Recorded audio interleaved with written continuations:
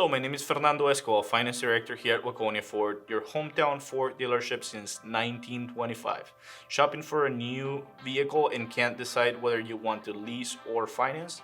We at Waconia Ford understand how difficult that decision can be, and we want to make sure that you are informed on both sides of the car. Typically, most Americans finance their new vehicles, which is understandable considering that it's the option that most frequently advertised. Financing does indeed have its own slot of benefits. It allows you to purchase your vehicle up front at the end of the financing plan, rather than submitting lease payments with no chance of ownership. By following through with these financing payments, you can also build plenty of equity.